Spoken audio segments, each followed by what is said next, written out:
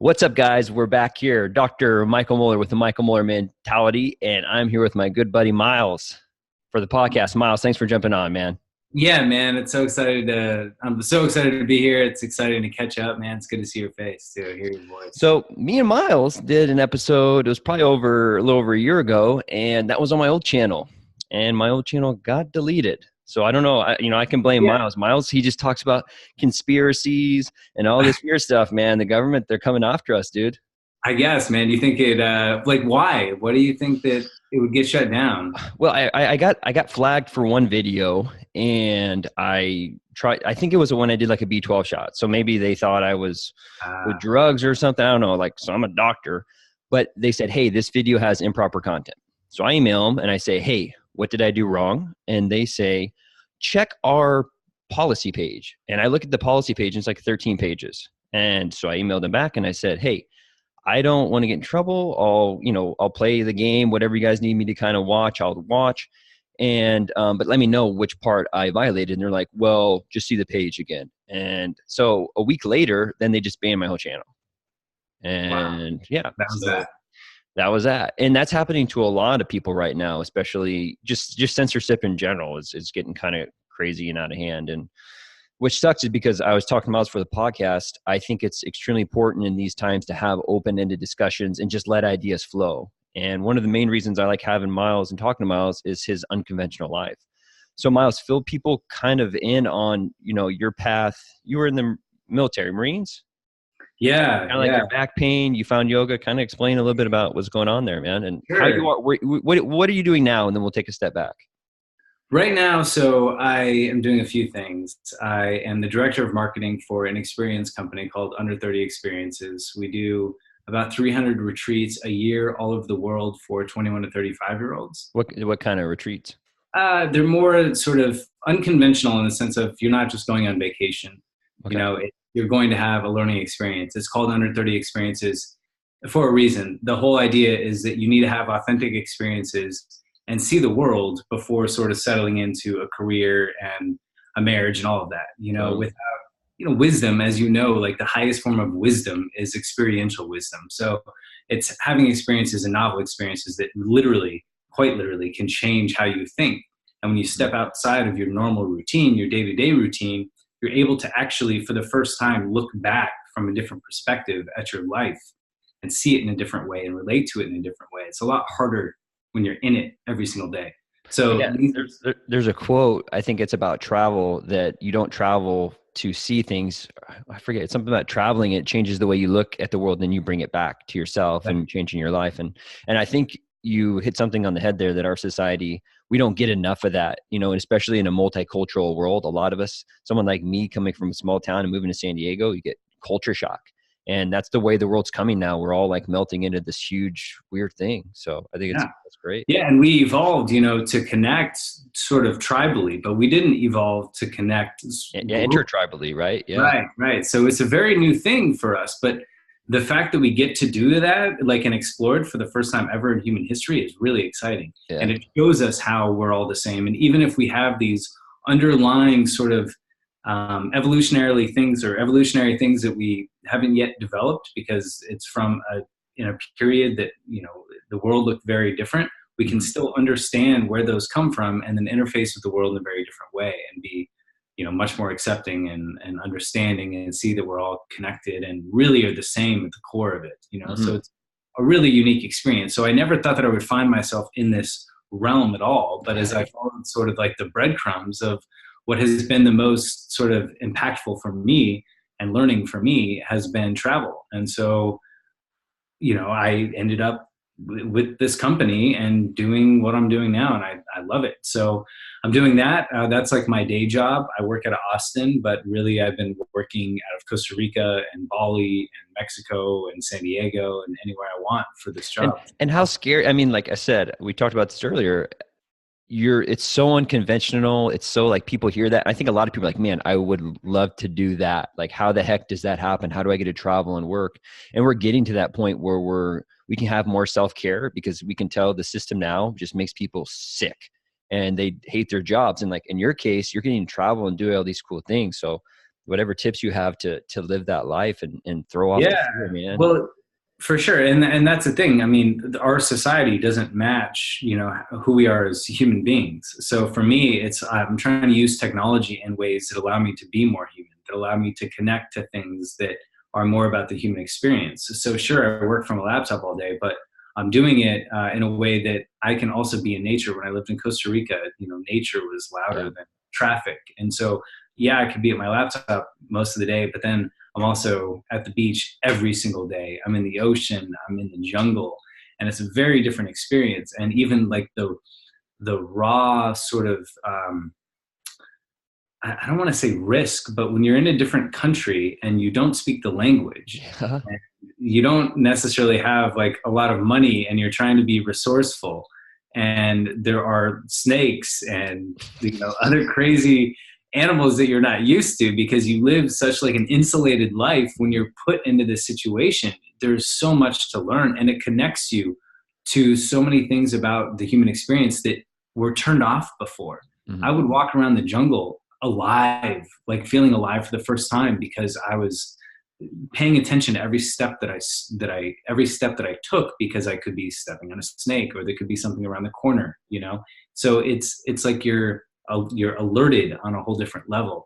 And the modern world that we live in today oftentimes can really insulate us from that and get us away from many things that feel human. So I could feel myself more and more. So before I was doing this, I was a private investigator, and I would sit in my car all day and I would follow people, which was cool in many respects, but I felt like a spy movie, in many ways. But ultimately, I was not living out like what it felt like to be a human being, and I was suffocating me. So I tried to learn everything I could about how to live. I don't like the term, but how to live as a digital nomad, how to create income and revenue streams from my computer, so I could be anywhere that I want, so I could direct my life. That's the other thing. People tend to have very little control over their day-to-day lives, hour by hour. And for me, it's like I wanted full autonomy over every minute and hour that I had with my day. And I knew that was a lot to ask for, but it was something that I've worked towards and continue to work towards to this day. So my advice, if people do want to sort of like work and travel, is for the first time in history, not only do we have that ability, but we have the ability to learn all of these tools for free. And everything is right there online. And if you put in the time and the work, you can do it. And it's been shown time and time again through so many different friends. And obviously just the culture has shifted.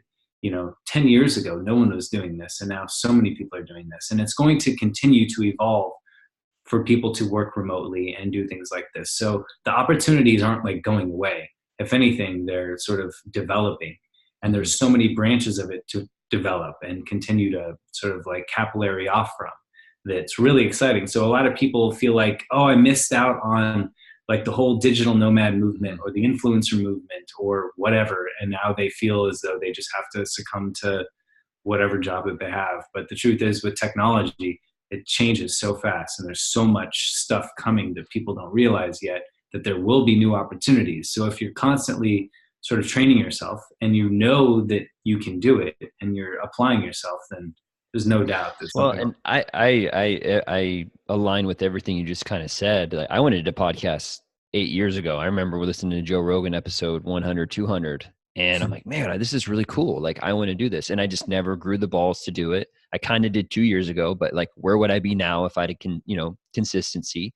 And then I'm kind of like, well, it's too late, man. Like, you look at a lot of these Instagram stars, they were there in the beginning, the YouTube channels, like they were there early on. And I think there is some advantages in that. But also, like you're saying, you can still learn ways to get in the game. But on the other end, to me, it's kind of like Bitcoin. I got into Bitcoin 2 Augusts ago, like kind of really right before it blew up. I bought Ripple when it was like a couple cents, and then I sold it at like 40 or 50 cents. And I didn't make a lot of money, but then the whole market kind of went up and it came down, and everyone's like, it's too late now. And like, it may be too late, but I think what the goal that you touched on there was, you got to get in the vicinity of those things. Like, people say, well, the Instagram games, it's flooded, but what's coming next? And if you're not around, whoever's in, like, a lot of the Instagram people came from YouTube or came from Vine. you know? So it's like, where's this next place? And you got to get around people like you and figure out, hey, where's everything's going? What's everyone doing? So yeah, the game is going to continue to evolve and change. yeah. Always. Especially, it's going to do that actually faster and faster and faster, because technology is going to evolve faster and faster and faster. So it's not, saying, sure, if maybe you're not going to become the Instagram star, but you probably don't want to be. Yeah. And even now, it's not even about those types of influencers. What are companies looking at now? They're looking at nano influencers. They're looking at people who have 1,000 to 2,000 followers, because that's more authentic to represent their brand. Than hell yeah, that's me, man. Yeah. So that's what I mean. Like, it's always evolving.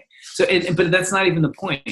The point is to really, and I don't want to say just follow your passion, because I don't think it's that simple. Mm-hmm. But it's for me, I've always used the term, and I already referenced it once. It's to follow the breadcrumbs. Follow the things that light you up. Follow the things that make you curious. And keep after those things. And again, we can literally, if you want to become a plumber, you can learn how to be a plumber in a week and go do it. It's not something that is, so these ideas that things have to be that hard, they don't have to be. Yeah. What have you been doing, Miles? Yeah, I've been learning to become a plumber, which I know the world needs plumbers, man.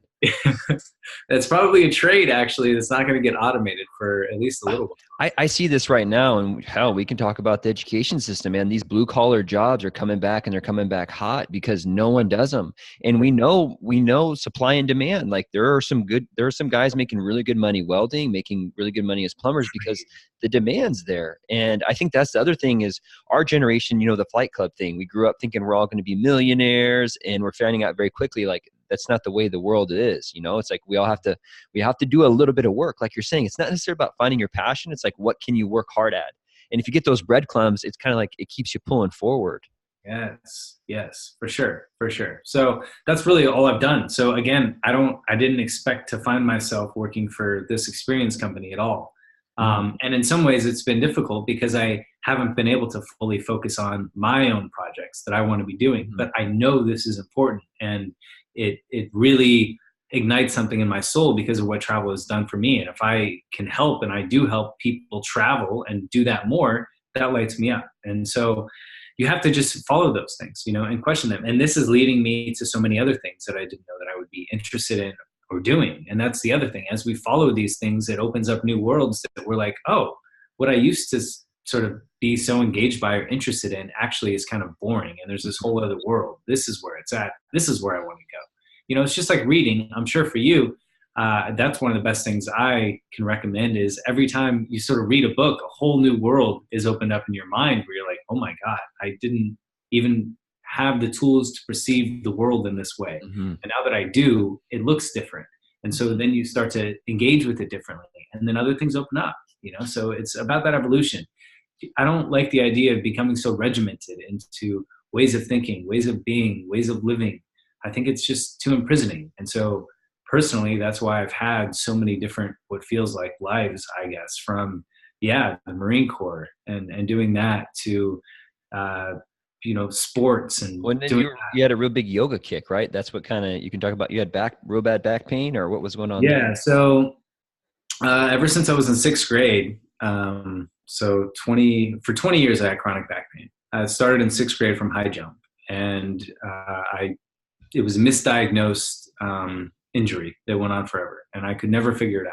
But everything was painful, everything was hard, and therefore that sort of trained my brain to make everything harder. So if things weren't hard, I would make them hard, because that's what I thought I had to do. That's how my body responded to things. That's how I overcame the pain in the first place. David Goggins.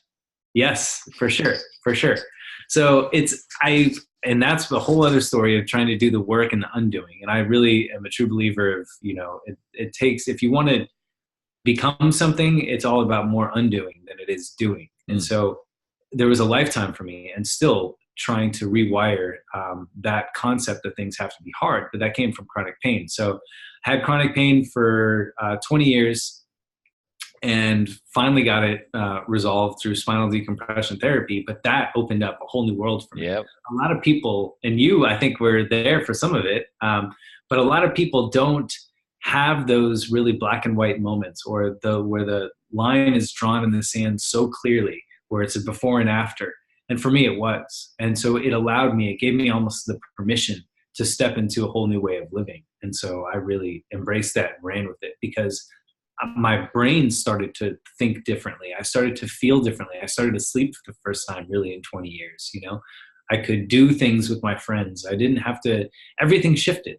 And so with that, it didn't shift at once. I could really double down on all of that and invest myself in that. And I did. And a lot of it was subtle, but I could see its effects, and then again, double down. And then it became more enriching. At the same time, while I was doing that, I sort of found yoga and started practicing that a shit ton. And for me, that's all about self-mastery. And I've always been really obsessed with the term and the concept of self-mastery. I've always worked hard towards that for myself, but didn't have necessarily a firm understanding of what that meant. But yoga really gave me the perspective of really self-mastery is mastery over thoughts, mastery over breath, mastery over body. And if you can sort of master those things, how your life looks, it'll change dramatically. So I was doing a lot of yoga. I was doing yoga teacher trainings, meditation trainings. I became certified in Ayurvedic therapy, went down that sort of like whole road, and it was wonderful. But for me, it was one of many tools, and I wanted to keep exploring. I almost sort of got sucked into that whole world and just kept doing it, which there's nothing wrong with that. That's hard. I've been down that too, where you find something you're so passionate about and then you get so gung-ho, but then you got to watch out to get too dogmatic. And like you're saying, like once you learn Ayurvedic, a lot of people, Ayurvedic it's an ancient Indian medicine, and you divide the world up into doshas, meaning different personalities. It's kind of like a mix of Chinese medicine and astrology, and you can see different things about people. But also, like you're saying, it's just one tool. And when you have Chinese medicine, Ayurvedic, naturopathic, conventional, you have to this is a big story of our generation, again, is like trying to mold those things together and not getting sucked down that rabbit hole and seeing things only through one lens. Because we need our belief systems to orientate us in the world. Like, what I'm saying? Like you need a pair of glasses. And then sometimes you have to, at least for me, my biggest struggle is like, when do I change the glasses? When do I look at this differently and not also confuse myself, paralysis analysis? So it's tricky. It's fun though at the same time.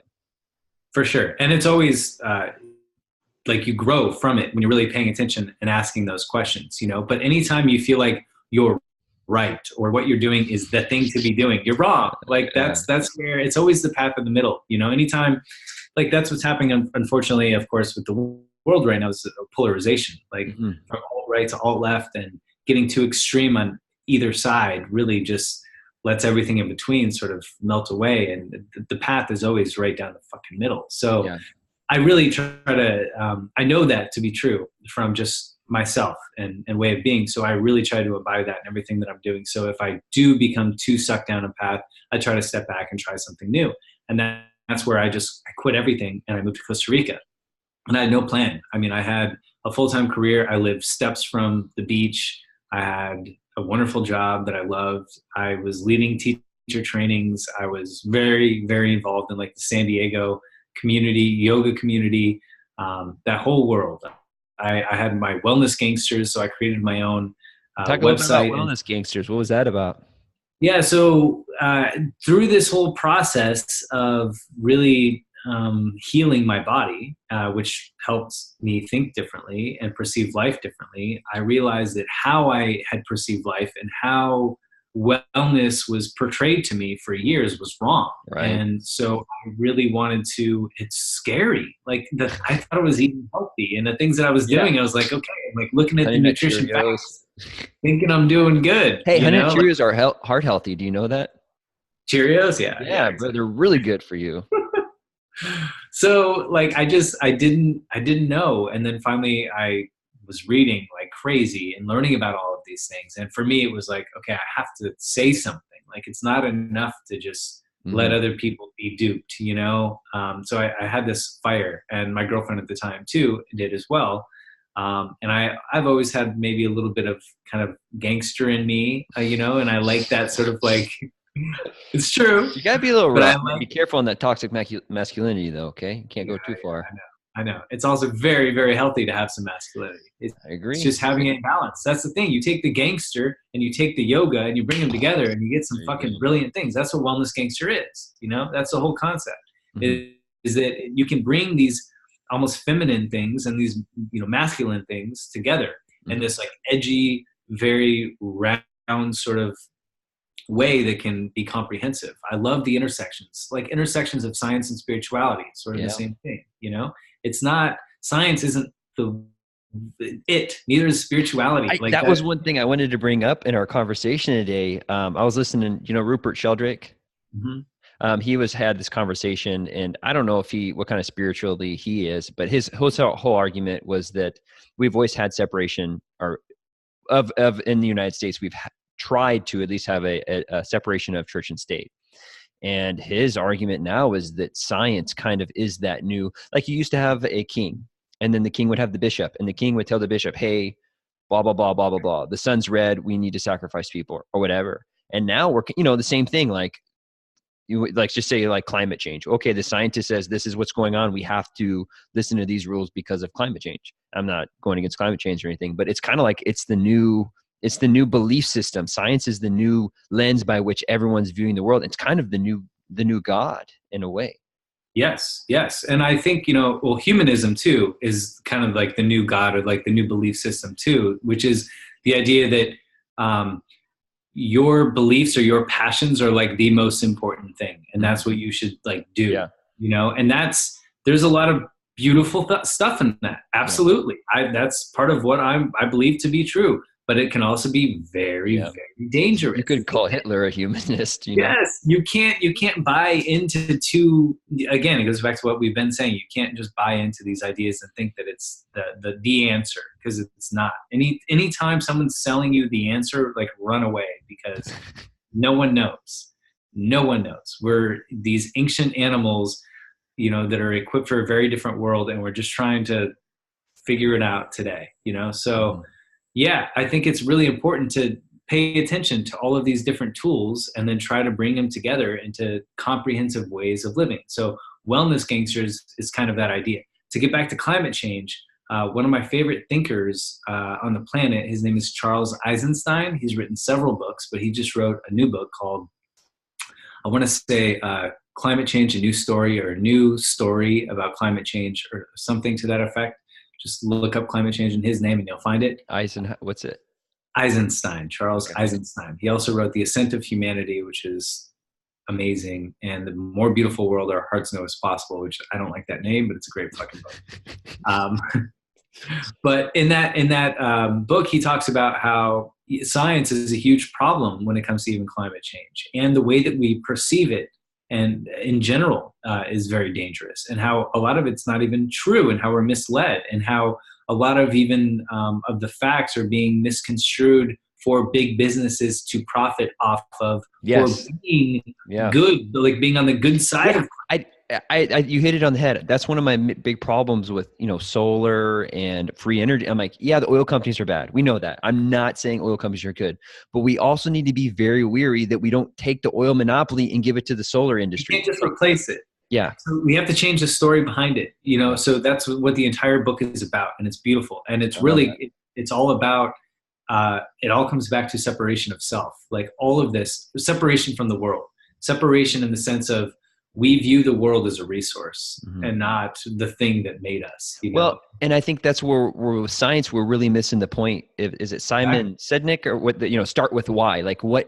All of us, at least me, I've spent the vast majority of my life always asking myself, why? Why am I doing this? Why am I here? And science can tell me 2 + 2 is 4, but that doesn't give me any meaning. And I think science is really drawing that out. And like people like you and I, when we've broken away from conventional religion that used to give people a why. Now it's like we're trying to put these pieces of all this multiculturalism together to figure out like what is the why?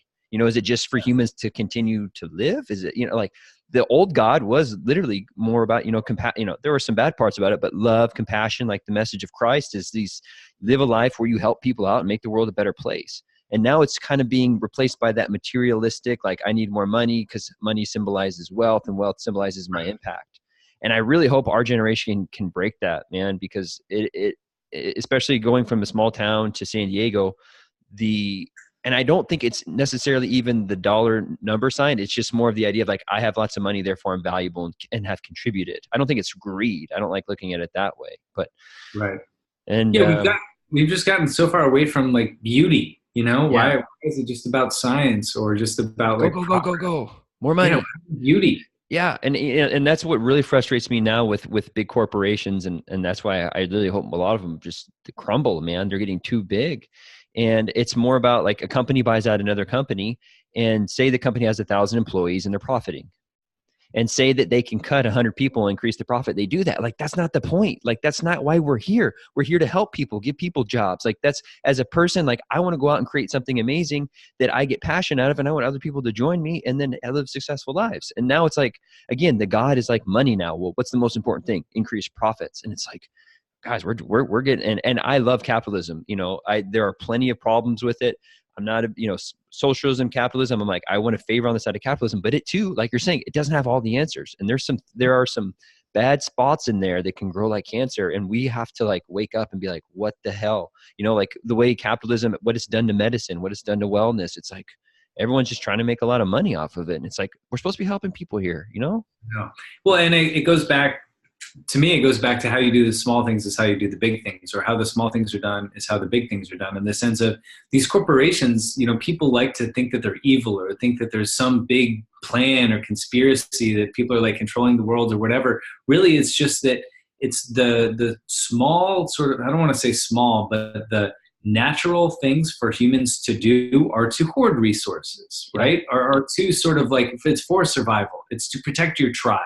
That's all these corporations are doing. Really, at the end of the day, they're not thinking about all the people that they're making miserable, or how it's affecting them necessarily. They're thinking about, exactly. They're thinking about their tribe. They're just, and the now, the environment's the future. Like, that's not how our brains, that's part of the problem with climate change. Our brains aren't prepared to think about what the world could look like in 100 years and how we should try to, make it clean for, 100 years in the future. We're about right now, trying to find food for right now, survival for right now, mate for right now, Mm-hmm. So these corporations are doing that on just a much larger scale.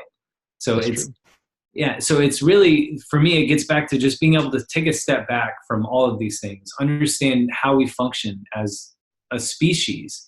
And as we move through our lives, being able to identify like, oh, this is coming from here, that's coming from there. If I want that, I'm going to have to like program this into my life to get there, because you have to almost look at your life more as like a bystander who can like come by and help you sort of shape and program a life that you want. Because if you're always, it goes back to the travel thing. And I know I'm skipping around a little bit, but if in travel, if you're able to leave your perspective and get out of your story and go to a new place that is novel, that your brain has never had these sort of experiences, and these wires have never connected and neurons have never connected before because it's an entirely novel experience, then you look back on the perspective of how you were living your life before, and you can see the story for what it really is. You can be out of it and experience what the story was like back home. It's plant medicine, another perfect example. When you can take different plant medicines like ayahuasca, you can, and I'm not saying people should at all, but this is a tool, and why they've become so popular, because you can, for the first time, get out of your story, get out of yourself and look back and be like, oh my God, I can't believe I was just like, this is who I was, or this is what I was doing. We don't know until we step out. So you can do that. You don't have to travel necessarily to do that, although you should. You don't have to do plant medicines necessarily to do that. Of course, you can meditate. There are so many different tools you can do, but I try to really live my life in every moment where I'm sort of that bystander, where I can sort of sit back and observe. I try to get objective as possible about my subjective experience, as opposed to being subjective in a subjective experience. We'll never be able to be fully objective, of course, but I can be the most subjective person ever, And so it's more of being able to step back and see why these things play out, see why I crave these things, see why, I am lazy, see why I ate that piece of chocolate when I didn't actually want to, see why I am not going to the gym when I know that I need to, If we can take a step back and understand our story and understand why we do the things that we do, then I think we can really up-level our lives. And that's the problem but we have to do it from us first. So when we think about changing corporations, when we think about changing the world, none of these corporations are going to change. The world's not going to change until we start people in them. It's like the pyramid, right? The bottom of the pyramid to the top. Yeah, that's why personally I think self-mastery is the greatest thing we can do for the planet, because it's if you can, I mean, Jordan Peterson, of course, talks about this a lot, but if you can like make your bed in the morning, like how dare you sort of like say that the world's in disorder if your room's a disaster, you know, like you need to sort of have your shit together and really have yourself mastered and then step into that territory. Microcosm, macrocosm, right? It's like, just because if things, I'm making the company up, it's like there's a reason that the reflection at the top, like everyone's okay with the corporation doing those gnarly things to people. It's like, well, who is the corporation? It's like all these other people. And if they stood up and said, we don't like this, then, you know, again, that's one of the big things on Hitler. It's like a lot of people will blame, you know, what he did on himself, but a lot of times he was saying things and people were agreeing with him and encouraging forward. If someone would have stood up and be like, dude, you're stupid and crazy, you need to sit down. But for some reason, we have some bad habits, you know, and humans. The weird thing is I try and reflect back and, again, trying to be objective in my subjective experience, looking at people and trying to figure out what areas of my life I need to work better on. And sometimes I'll look at someone and be like, wow, they're doing things I want to do, but I don't agree with characteristic A and B. And what I have the tendency to do is be like, well, they're just doing it because they have, you know, a bot on Instagram, or they're paying for followers, or they're doing that. That's the only reason they're successful, and that makes them bad. And then you throw the baby out with the bathwater and disregard, like, yeah, he still works hard. He still does all these other great things. Like, he has to be doing some things right. And at least on my end, that's a big thing I'm reflecting on, figuring out which characteristics I want to carry around with myself. And it gets tough, again, using all these different lenses. No, it is, man. It is. But I think it's the only way to go. And I think the more we can sort of sit back and try to observe ourselves and even design our lives the way that we want, the more that we're going to be able to curate a better world, you know, period. What do you think when it comes to you designing your own life, and from a spiritual perspective, something that I've been battling a lot with, like when I have an idea, I think that it needs to go this way, and then the universe, God, whatever you want to call it, says, you know what? Like my experience in Los Angeles, like I was going to go to LA, I was going to do some things there. I got there and I prepared for that for a long time. That was kind of always my game plan. And I got there, I'm like, wow, this wasn't what I wanted. And part of me was like, do I say tough shit and power through, or do I let go and relax and be like, dude, the easy way is flowing me here? Do you ever get into that battle? Yeah, well, I think there's a difference between easy and hard, you know, and right or wrong. Just because something is like easy doesn't mean it's the right thing you should be doing. Just because something's really hard doesn't mean it's the wrong thing. You know, I think, for example, your LA thing, if it was really hard but really good for you, like you were growing and you were learning a lot and it was expanding you, that's probably a good thing that it was hard, and then maybe it needed to be hard. Maybe that's okay. But if it was really hard in the sense of like it didn't align with who you are, and it felt wrong, and it wasn't expanding you. If anything, it was condensing you.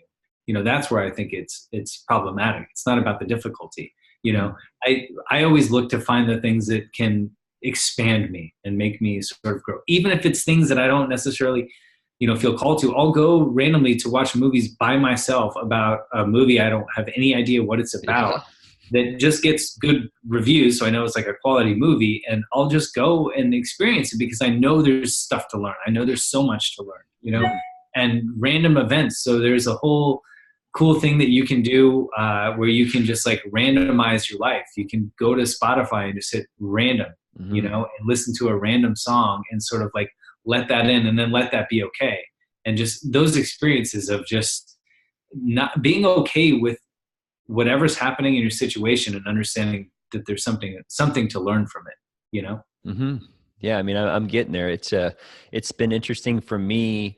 And like you, when you go into a new chapter of your life, okay, your previous chapter, you develop these tools, and these tools really help me. One area specifically for me, like I was big into weightlifting and bodybuilding. And in my mind, I'm like, I'm going to do this until I'm 80, just because I always felt like it really served me and made me feel great. And now, again, that I'm in the workforce a little bit more and I have less time, or am I making it less of a priority? It just, you know, I'm like, maybe that's something I need to edit now. You know, like that's the hardest part, is when you have these cornerstones of your life and you're like, hey man, I don't know if that cornerstone is saving me or serving me as much as it used to. It's like, so how do you Jenga that thing out and then slide a new one in, you know? That's where I've been the last year for sure. Yeah, I feel you. No, it's a beautiful process though. And yeah, it's not necessarily easy. Essentially, it's removing parts of ourselves, you know? I've let so many old parts of myself die, and there's a mourning process with that, you know? But it's beautiful, because in order to create the space for things that you want in your life, you have to take things out, you know? And if you have space now, I will literally spend at least an hour a day of just like in thought. Like I'm not doing anything. I'm just like, you know, and because I cultivate that space so much more. How do you do that how do you do that? Is that as a meditative thing or just like you're at the beach or? Yeah, well, I'm in Austin now, so shit, I wish. Oh, yeah, that's right. Yeah. But no, it's, yeah, I'll go for a walk, you know, just like wander. Being in like trying to find states of awe. So yeah, nature can easily do it. Going to like the creek and just like laying out in the sun.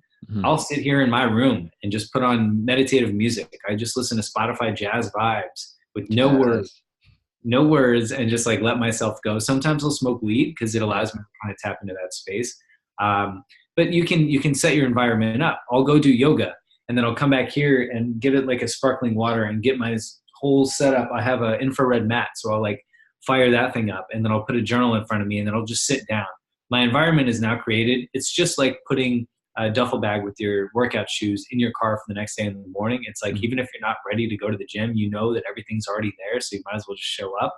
Sort of the same thing. I just like get all of these things, put myself somewhere and just start thinking. And then you're there. Like you can just go. Is there anything in particular you've been kind of crushing on as far as anyone on YouTube, any speakers, books? Yeah. I guess recently I've been most into, well, actually this guy, let me pull out his book because it's just that good. And I forget his name, Jason Lanier. So okay. I'm obsessed. I'm not obsessed. I'm really interested in, this says who owns the future, Jaron Lanier, Lanier. He's written several books, including Why You Should Delete All of Your Social Media Accounts. I want to so bad, man. I literally do. Read that book, man. Read that book. It's fantastic. I want to, dude. I waste so much time on there. And then part of me feels like it's part of the pressure, man. It's like going to parties on Friday night. Like I I don't do that anymore. But part of me is like, man, how do you network? How do you go out and it's like, my biggest problem with social media is I feel like I need to be on there to spread my message, but then I don't want to further that culture. You know, it's like, I don't want kids being on their phone all day and swiping like I did. I did that for the last like 3-4 years. I'm like, I'm tired of that, you know, but it's like, what's the new way through? I almost feel Amish when I'm doing that. Do you know what I'm saying? Tricky. I know. And two people, this guy, Jaron Lanier and Charles Eisenstein, both people that I look up to, aren't on social media. And they do it. Charles Eisenstein doesn't even charge anything for his courses, his retreats, his books, because he believes in the gift economy. And he graduated from, I think, Yale in economics, a degree in economics. So he knows economics. And he wrote a book called Sacred Economics, which I also highly recommend. Any of them on Audible? Yes, they all are. Okay, because dude, that's when we were talking about things that are hard. Reading is really hard for me. I just, after a minute or like, I have to really, unless I can sit down for about 15 minutes, like I can't sit down for 10 to 15 minutes. I'm getting better and better. Let me change my self-talk at sitting down for and chunking it out. You know what I mean? My mind's still, and I'm reading and then all of a sudden I'm 3 pages in, I'm like, what? So Audible is just, I'm in the car a lot. So I can just put on the Audible and listen to it. And I don't know. And I'm a much more verbal person than I am a reader. I don't know. It could be really helpful. Have you tried doing Audible while reading? No, I haven't. So this is really helpful in 3 different ways. Number one, you're listening to it. So that's one form of hearing it, and then you're reading it. So now you're actually getting 2 forms. So you remember the content a lot better. I like that. Second thing, you can train yourself to speed read. You can put the Audible at like 2x. Mm-hmm. While the Audible's at 2x, which I'm sure you probably already do, or 1.5, you can follow along the book as fast as it's going. And essentially, speed reading, the trick to speed reading is you don't say the words aloud in your brain. You just are like comprehensively reading it. Mm-hmm. Because how you say the words in your brain is slowing you down to actually how fast you can comprehend it. But if you're listening to it, they're being said for you at a much faster rate than you could say them. So you're just following along and you can train yourself to speed read.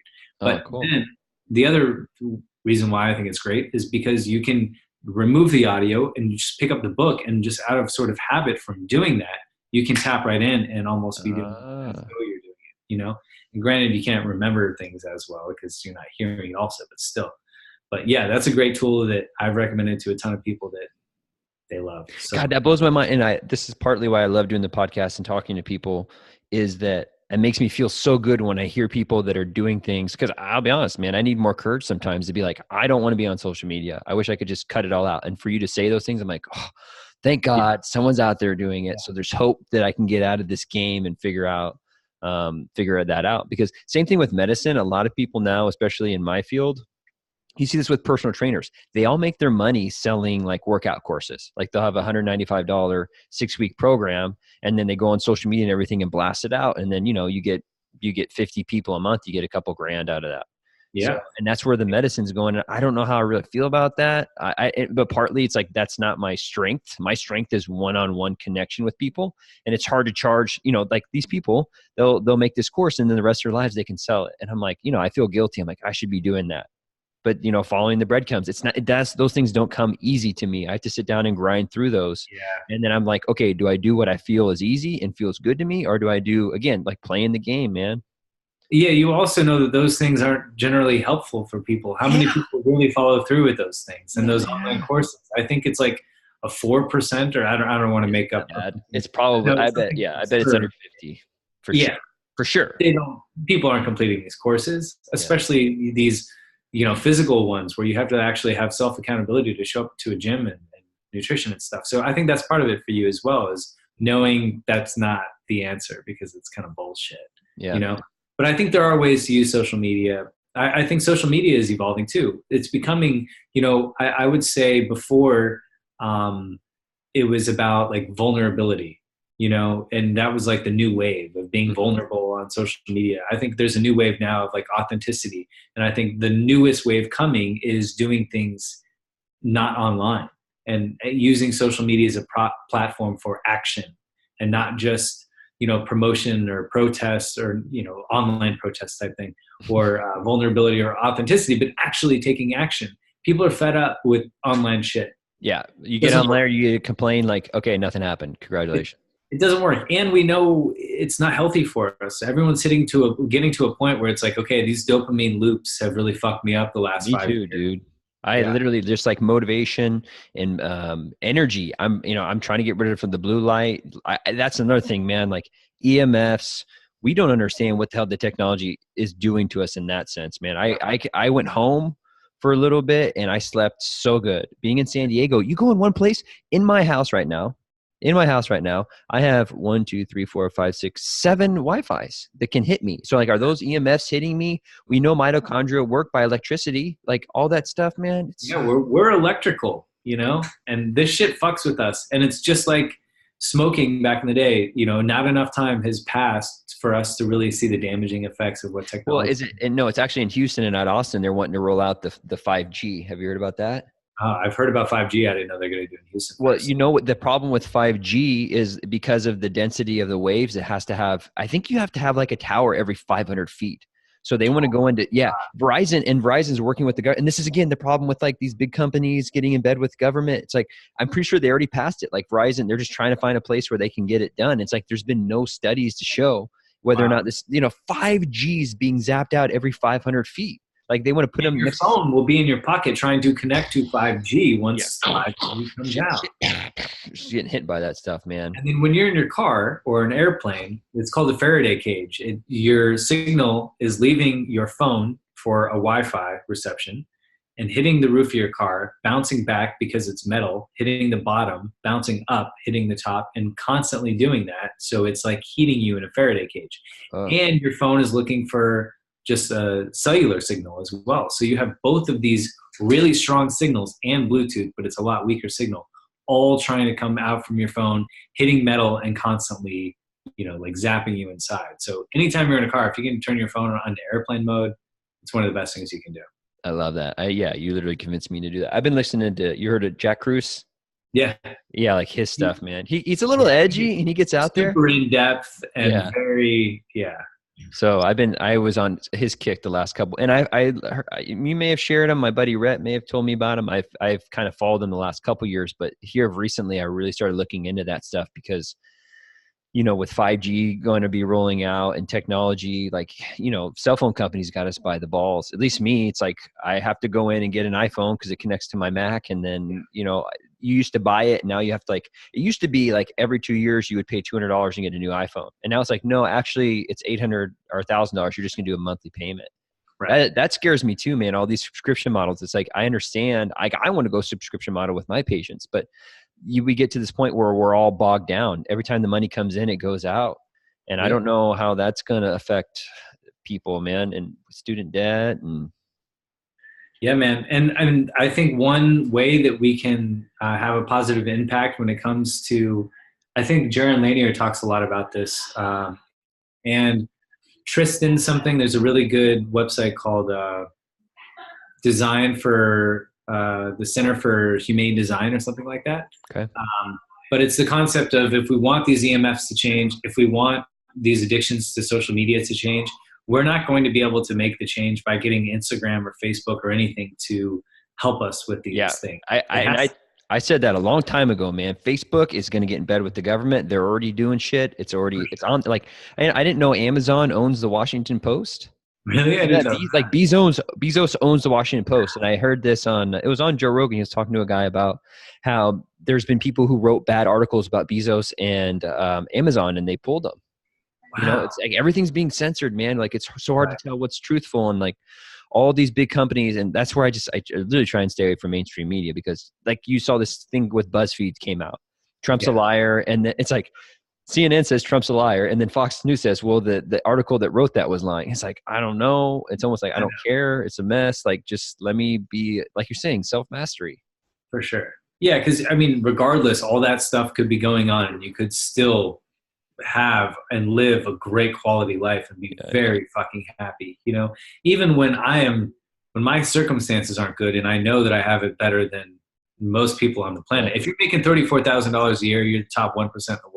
Yeah.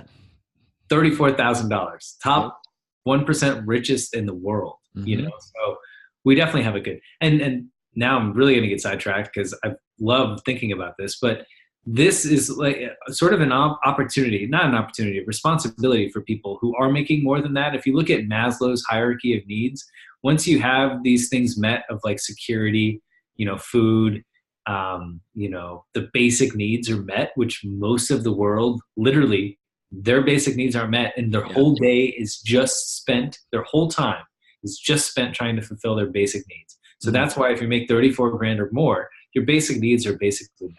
So therefore you can move up on the ladder, the triangle ladder or whatever, and get closer towards self-actualization. The problem is most people who are making 34 grand aren't moving up. They're like becoming, like, I make more than 34 grand, but I'm $250,000 in debt, so it's like society traps us. You're exactly right. And it's like Jim Rome or someone talks about, and the church used to say this, you give away 10% of your income. Tony Robbins says this, it's not what we get that makes us happy. So it will become and what we're able to give. And we've lost, I think we are coming back to that as a society. It's like, it feels good to give away to people, But see, it's not necessarily natural to part of our human experience. It is to be charitable and giving in general, because that's what, if we do that in our tribe, then we can be seen as a good tribe member and we want to be kept. If we can be seen as too greedy or too powerful, we could get kicked out of our tribe. So we have to be careful of these things. But now it's like, we can see the bigger picture and know the value that comes from just giving in general. We don't have to be a slave to what our biology necessarily wants us to do. That's a beautiful thing about understanding who we are and what makes us up as like a species, and being able to identify these urges that come up and see them for what they are, and then choose to take a different approach, and we have emotions for things, which are things that you feel in your body, and it's like an automatic reaction. No matter what, it's like the emotional response that you have to something. But after that, you have a feeling, and that feeling is psychological. That's in your brain, and you have a choice. Usually it's not a conscious choice, but you have a choice. There's an opportunity to have a choice to how you feel about the emotion that you just went through. And that's where we got to get back to, is understanding what makes us up, understanding what motivates us as a species, and then being able to consciously choose the feelings that we want to have about our lives and about our situations, and shift into states and ways of being that we want, that we know is good for the world, Getting there, at least, or trying. I mean, we are. I think we're experiencing a major shift right now. And again, I think one of the big things is just kind of the multiculturalism thing and getting away from, or we're breaking away from the way things used to be as far as being in a tribe. You're like, we used to be in this thing of 300 people, and we developed, like you're saying, these habits, these ways of living that benefited that. And it's like the game changed. Game changed. Like, and it changed quick, and it's probably going to continue. And I think, it's a pendulum. Like we went from, you see that kind of like with the civil rights stuff, like it kind of goes and comes back, kind of goes and comes back until we can kind of find that middle way. So right. I'm grateful that we're getting there. We haven't even talked about, so Wellness Gangsters, and you're doing some other stuff now too, or what's your plan with Wellness Gangsters? Yeah, I'm not quite sure, to be totally honest. Because I've created other things in the process. I have a new site that I just came out with called shiftstates.com. Shiftstates.com. Shiftstates, yeah, okay. .com. It's kind of what I was just referring to in the sense of you have the power, if you're in a certain state, a mental state that you don't want to be in, if you have a certain feeling that you don't necessarily want, you don't have to become a slave to it. You have the ability to shift out of that into a state that you actually want. That's not to say that you shouldn't have these feelings. Like a negative feeling isn't necessarily a bad thing. There's so much to learn from negative emotions and negative feelings, But once you sort of learn your lessons with them, you can move past it. What so many people have problems with is they cyclically become stuck in these cycles of these negative feelings or negative emotional states. But we have the power to shift out of those into other things that we want. So it's taking control and mastery over your life in the sense of if you want certain feelings, if you want certain things to come into your life, you can evoke them. There are tools, part of the human experience that we all have, like nourishing your body, movement, being in awe, connecting with nature, connecting with tribe, physical touch. All of these things are innate to the human experience that we've really gotten away from because of the modern world that we live in. And it's created it's made it very difficult for us to feel aligned with life and ourselves, because we're literally living a totally different lifestyle from what we've evolved to live. So it's being able to use those tools that make us human and shift into states that we actually want to be in, as opposed to just having those states be given to us. We don't realize how much our behavior is manipulated and controlled by all of the forces that surround us. Yeah. And if our environment produces us, who's the director? And that can be you. You can fulfill that role. Right? Like you said, well, a lot of people, you either program your mind or it gets programmed by commercials, YouTube, the people around you. Social media, exactly. So you really have to own it, and it's hard. But knowing that or looking at it like that through that lens, I think is really powerful. And I think even the lens of the realization of like, wow, I'm feeling this way, but I have the power to actually change it. To feel the way that I want to feel, you're telling me I don't have to feel this way if I don't need, or if I don't want to feel this way, and people don't really think about it in those terms. And the truth is you have the power to easily shift states, we can do that. So I'm really putting a lot of effort into that. Wellness Gangsters, I love the name. I love the intersection, but I've spent the last, 4 years, really 3-4 years, really dedicating so much energy to under 30 experiences that unfortunately that's sort of like fallen by the wayside. Mm-hmm. Like you were saying, as you evolve, new interests come up, new things, new realizations. It's not to say that it couldn't fit with Wellness Gangsters or that it doesn't also align with that, but I just have so many different ideas that I'm trying to prioritize. Well, and I think that's why it's super important. And you do this, but on myself, I'm trying to call myself out. There's been so many experiences and so many things I've done that I wish I started podcasting 6 years ago that I'm kind of out of now. Like my experiences with plant medicine, I went hard on that for 2 to 3 years, but I didn't really document a lot. So now I'm kind of like, well, I can still remember a lot of that, but that really, I think, would have helped a lot of people, kind of with their experiencing, figuring out if it was for them or not for them. And so again, I kind of came to this realization with getting into medicine, testosterone replacement, other things like, man, and just seeing where my mind has gone in the last year, because I'm like, whoa, I shifted a lot in the last 2 years, 3 years. And so to me, it's like a movie of myself and the people that I'm interacting with and seeing how things have they're changing. And I think that for me putting that message out there, those are things I needed to hear at 20. You know, when I found Alan Watts, when I found Terrence McKenna, I was like, man, these guys are out there, but I like it. And so I'm hoping that I can come out and be like, hey, this is, you know, I want to contribute back to, like you're saying, like, I want to give back. Those things changed my life. Like you're talking about, if I can help people travel changed my life. I want to help other people. If we can get more back to focusing on that. And, you know, I think we can really align this society and get into outer space, huh? For sure, man. I mean, we're doing a world a disservice if we go through all of these learning experiences and then don't share them, especially those that have, you know, are trying to dedicate their life to that. A lot of people, it's not who's better or who's worse or what's better to do in life or what's worse. A lot of people have different sort of obligations or passions or things that they want in a life. A lot of people really want to focus on a marriage, really want to focus like on their career, really want to focus on music. And that's just like what lights them up, you know, which is great, but they don't have time necessarily to do crazy self-exploration and all of this stuff, but they really want to know. They're very curious. They obviously still want to evolve, but they don't have like the time and effort to put in all of it. So the people that are, if you're not really sharing it, and if you're not trying to, you know, provide the things that have helped you and give that to other people, yeah, it's selfish, you know? It's kind of like the married guy that lives, you know, like, hey dude, how's it been out there being single? Yeah. My roommate was talking about that. He's a Marine, and I think 2 of his other Marines are married, and he'll talk about, yeah, man, I went on the weekend, had a date. Like, tell us about it, you know? Because, you know, we're all called to different things, but I think it's still really interesting that, you know, you and I have gone in different directions, but it's still cool to catch up and be like, hey dude, what the hell you seen out there, man?